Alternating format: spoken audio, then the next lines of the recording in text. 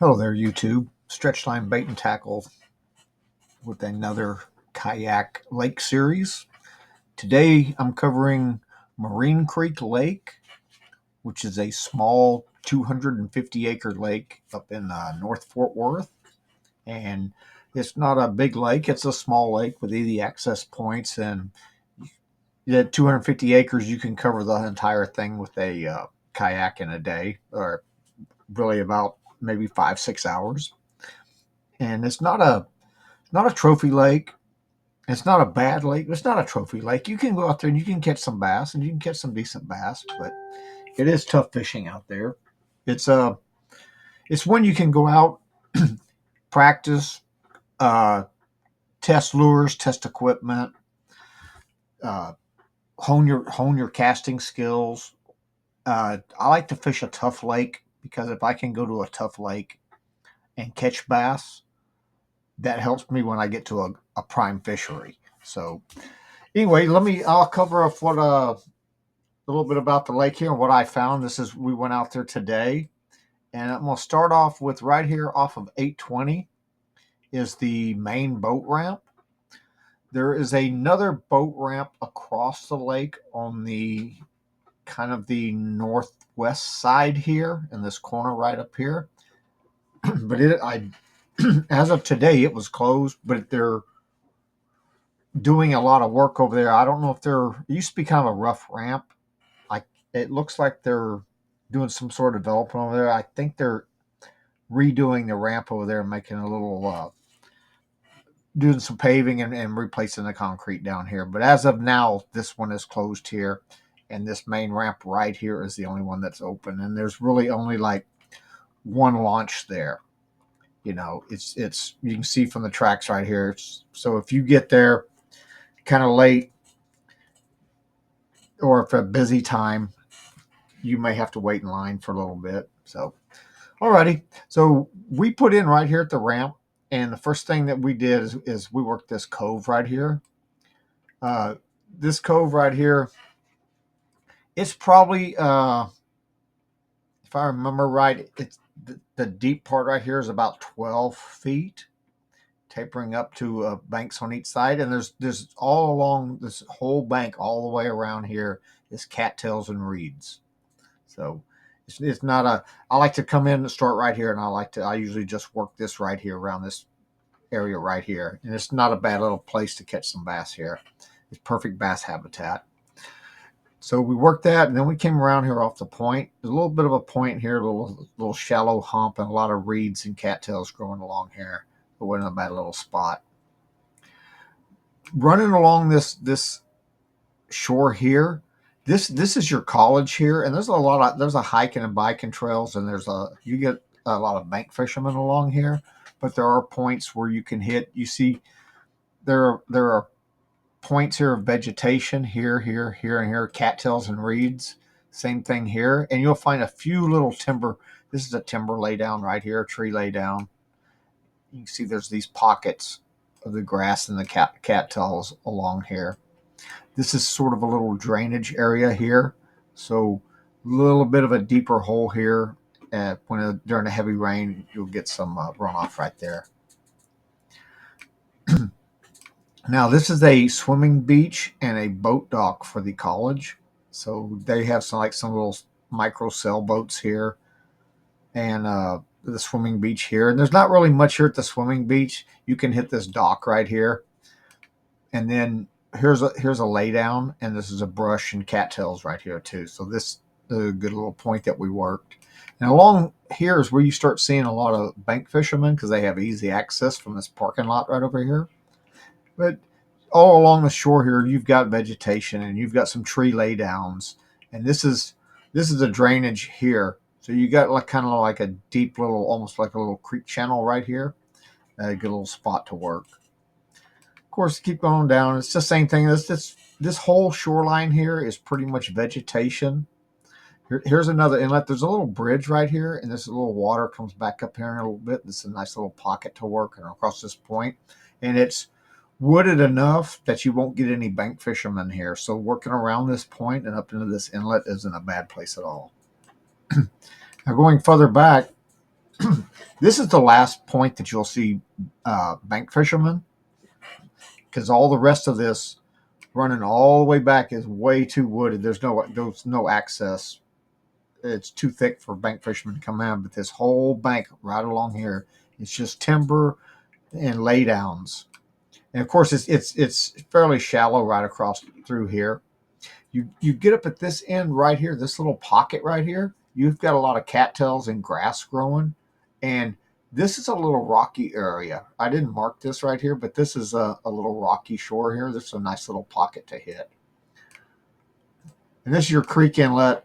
It's this whole area back here is just shallow and grassy, so you can work it according to seasons. And there's a little bit of a deeper pool right here. It's not super deep.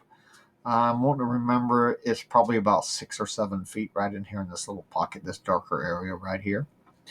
All right, now working on this other shore here. This other shore is actually, I found this to be the best shore, because you've got grass, a mixture of grass and timber. Here's a big timber lay down here, and all along here is just timber, timber, timber, timber.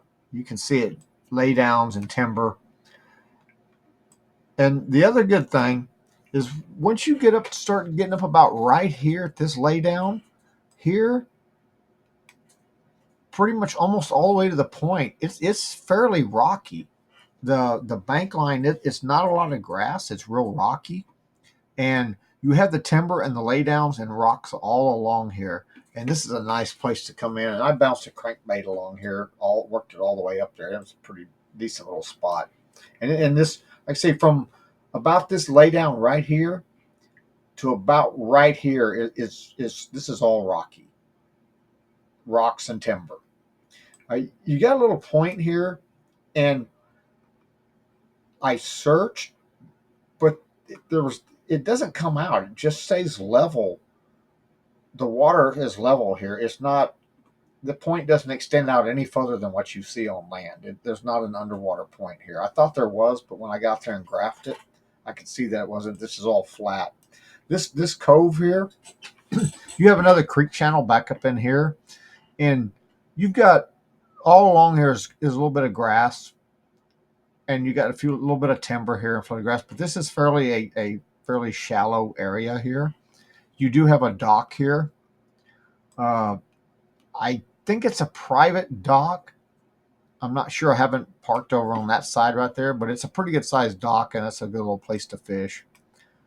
And then all along this shoreline right here is just pretty much the same thing.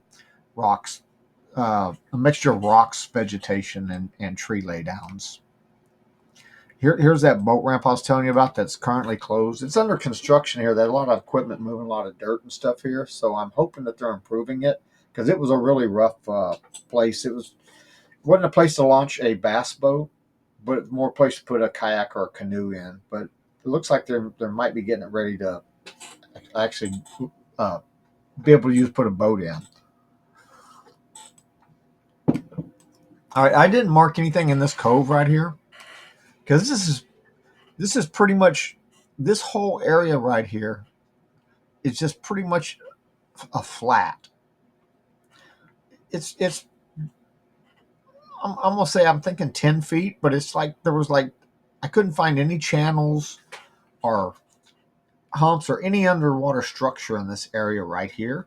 Now you do have the bank line where you still got the same thing. This whole entire bank line is pretty much trees and grass and a mixture of rocks. So I mean, the shoreline actually offers some good opportunity when the weather's conducive, as long as it's not super cold or super hot. So it's good bass habitat all along the shoreline. That's pretty much the whole lake. Now, coming back this way, you have this point here, and right here you have deeper water. This is 25 to 32 feet, I believe, right here, and this is the deepest point of the lake. And so you can come around this point here, and this is where you first get in some deep water. And then this inlet here is deeper, and then it runs up in a shallow, but you have the same thing along this shore right here is vegetation and tree laydowns, and you have coming up into this pocket here, you have a little creek inlet, a drainage creek inlet right there. And then it's pretty much shallow back here. shallow vegetation, flooded grass. It can get kind of thick back in here in the summertime, sometimes with grass and cattails and stuff. So, but nice little, decent little pockets here. And this is somewhere where they, you can see right here, there's a ramp. This is like a ski ramp here. This ramp was parked over here when I was there today. And I don't know if they still do it. They used to stage boat races, drag boat races out here, and they would run them over here. And they would, this area right here would be where they would run. There's buoys right here that tells you a controlled area this way. So there's no power boating right here, no wakes in this area right here. And I'm pretty sure that the entire lake is wake free now. So they may not be staging these jet ski, water ski demonstrations and contests and stuff. And but I'm not 100% sure on that. But I do know the lake is now wake free, so they may not be having that anymore. And one thing to take into consider at this lake is you need to check your map, or not necessarily map, but the like Facebook and the website, because they do have Ironman contests out here from time to time, and when they do, the ramp will be closed because they'll have the bike swim and uh, run Ironman marathons here, and they close this boat ramp at that time when they have one. So check your calendar, check Facebook, make sure that they don't have a Ironman meet before you come out here. And they just had one in August, and as a matter of fact, a gentleman drowned. He was, I believe, from Serbia, and I don't know the particular instances of that, but during the swim part, he drowned, and unfortunately, and they, you'd think that they would have better lifeguards and stuff, or monitors, and maybe they did. Maybe he just got lost at the launch. I'm not real sure, but anyway, that was kind of sad. But okay, uh, back along this shoreline here, this is just pretty much just like everything else, just a lot of vegetation and stuff. And then we have the dam here. Now you have deeper water right along through here. This is your deepest point. It's about 28, 30 feet or so. But the whole area here along the dam here is rocks, and it tapers off pretty good. So this is a good place to bounce a crankbait along, or you can come off to the deeper edge here and uh, work a worm or creature bait or something like that. Now, there's nothing as far as laydowns or timber piles or anything right here. This is relatively clear and smooth. It's just the main thing you have is the rocks extending out, and along this whole front of this dam here. So it's not a bad little place to come by and work a crankbait. Now, excuse me, right here, these are, probably can't see it, but these are there's a buoy area right here, because this is the uh, overflow, and there's a little hut like right here, and this is where you can see the buoys right through here. This area right here is buoyed off as a no boat zoning, because that is the overflow right there for keep the lake levels. And I did go back and do a timeline uh, of this lake, and I went back even to 2011, 2012, when we had a drought up here in North Texas, and the lake levels really didn't fluctuate more than 2 or 3 feet. So during a heavy rain, you may come up about 4 feet, but with this overflow keeps it pretty level. And because the way the overflow is set, they don't open and close the gate. It's just a level point, and so you don't get a lot of fluctuation in here, then, which is kind of nice. It keeps the lake level pretty steady. So, okay, so after you hit the drainage right here in this restricted area, you're right back here at the ramp where you came in. As you can see, this isn't a big lake. It's not one of your better bass lakes in the state. It's just, I personally, I say it's a little tough, but it's a place I like to go practice. and I'll test out new equipment. If I do an improvement to my kayak or something, I will go out here and test it because the reason is it's fairly close to home. I can be here in about 20 minutes, and it's an easy in, easy out, all highway here for me, and I can test out equipment, test out lures, new rod and reels, and then hone my technique. And you come out here and you catch fish. Fishing on a tough lake gives you that practice, especially if you plan on doing any tournaments and stuff like I'll be doing this next year, of honing my skills for those days when you get on a piece of body of water and the bite is gone and you're in a tournament and you need some fish. By fishing tough lakes, anybody can go to a great lake and catch bass. Go to a tough lake and catch bass, and you hone your skills and you learn more. Learning the basics, learning the habitat, learning where the fish are at certain times, what colors they want, what presentation, all that. It's a nice little place for me to, especially for me being close by, to go practice my skills. So, all right, now as you can see, it's right here in Fort Worth. This is the lake right here. This would be Lake Worth over here, and up here is Eagle Mountain Lake. And you have the Trinity River, the Fort Nature Preserve in between. This is a nice little kayak area. Uh, this will be my next series right here. I've fished this two or three times. And it's a nice place to go. So that'd be my next video. But anyway, I hope you enjoyed this. Hope you get some tips or tricks from it. And we will be covering more things. We're trying to cover, eventually we will cover all the lakes in North Texas.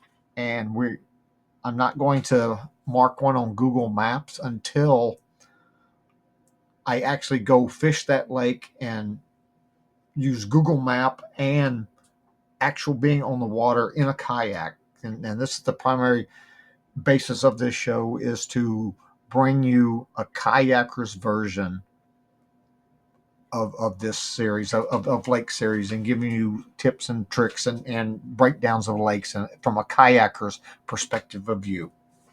Alrighty, going to end right here. Stretch line, bait, and tackle. And I want you to remember to always be safe. Always wear your PFD when you're out on the water. Pick up your trash. Pick up other people's trash and yak it out. Y'all have a good day, and I'll see you on the water.